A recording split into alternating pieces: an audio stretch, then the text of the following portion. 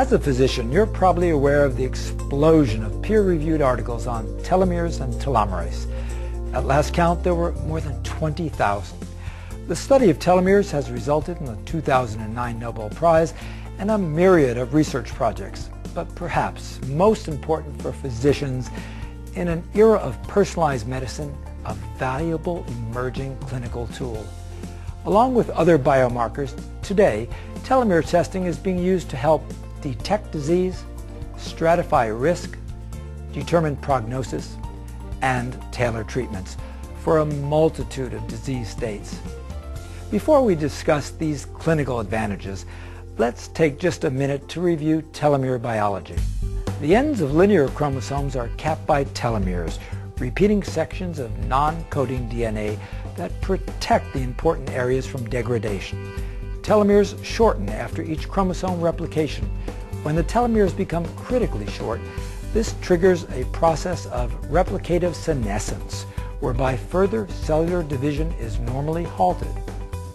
This prevents the risk of genetic mutations from chromosomal fusions due to uncapped chromosomes.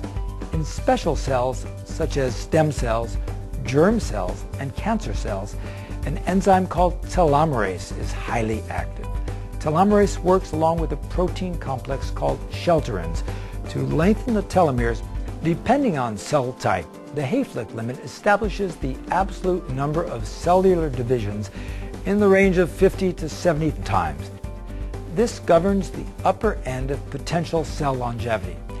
With aging, the progressive loss of telomeres continues over the years. Just to put the numbers in perspective, a fetus in utero may have telomeres with around 15,000 to 20,000 base pairs, or 15 to 20 kilobases. By birth, this number may be reduced to 10 to 15 kilobases. Over the span of a lifetime, telomeres shorten heterogeneously at rates that vary from 100 to several hundred base pairs per year. Cells begin to enter the short zone once they move below 3 kilobases. From a clinical viewpoint, two pieces of data are important in managing a patient's health.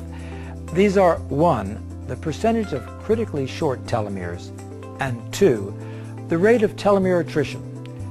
By measuring more than 100,000 telomeres from a simple blood sample, the Telomere Analysis Technology Report, or TAT, from LifeLength, is able to precisely, accurately, and reliably evaluate the full distribution of telomeres in a patient's sample. This includes assessing critically short telomeres by providing the median as opposed to the mean telomere length. Because the coefficient of variation is below 5%, this allows for precision in multiple measurements. Leading clinicians and researchers appreciate the value of this precision. Aging and the relationship with reversibility is within the percentage of small telomeres that's there. Now, if you just look at all of the telomeres and say, what's the average length? If you have a curve that's broad, it's very different than if you have a curve that's narrow in terms of your own range of sizes of telomeres.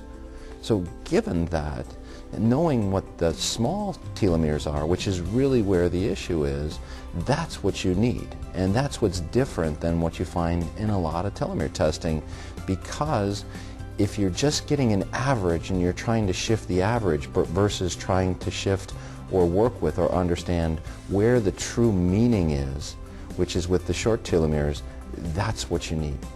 The vast body of telomere research has provided strong evidence associating short telomeres with a variety of disease states and lifestyle risk factors.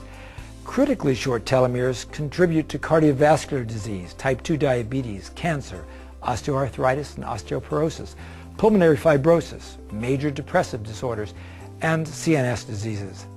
Telomere length is increasingly being recognized as an independent variable in predicting disease. For example, a study of more than 43,000 subjects reported in the British Medical Journal concluded that telomere length is an independent risk factor for cardiovascular disease. A large meta-analysis showed significant association between shortened telomere length and type 2 diabetes.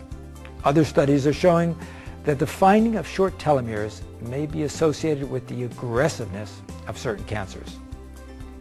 Accelerated telomere attrition is also caused by lifestyle behaviors such as smoking and obesity, excessive alcohol consumption, unmanaged stress, sedentary habits, and poor diet. Research is also showing that positive health practices can impact the rate of telomere shortening. Among these positive activities are a Mediterranean diet, certain vitamins and supplements, exercise, mindfulness, and meditation.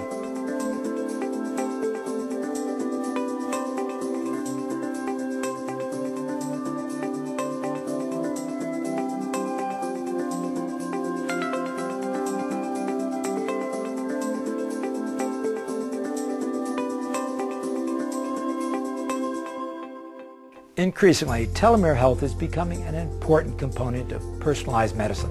Perhaps more important, telomeres provide additional insight into risk stratification. We like to measure lipid profiles, and we can measure lipid profiles and say, you know, that's a risk factor for coronary artery disease, that's a risk factor for cerebral vascular disease. Doesn't mean you have it. But now we have objective criteria. And so it helps the patient because they know now we have a baseline measurement. There are some major studies correlating telomere length, telomere degradation with not only the incidence of cancer, but cancer mortality. So if there's no other reason, certainly measuring telomere length now and as the patient ages, I think is extremely important because it may light a fire under them to say, wow, I don't like what's happening with my telomere length, and it's time to change my life. But perhaps the greatest value is in obtaining serial measurements or incorporating telomere testing as part of an annual health status assessment. It's like a report card, letting both the physician and the patient know how well the total intervention and the program is proceeding. Telomere testing is interesting because it gives us a global vital sign to see how our patients are doing. For the first time, we're able to, with a single marker, be able to say, where are you at in that continuum from illness to wellness or from wellness to illness? It can be a great motivating tool for people to get on board and make the behavior changes they know they need. Today, telomere testing from life length is rapidly making its way into the clinical practice of medicine, where it's taking its place as an important tool supporting personalized medicine in early detection, risk stratification, treatment algorithms, and health behavior change.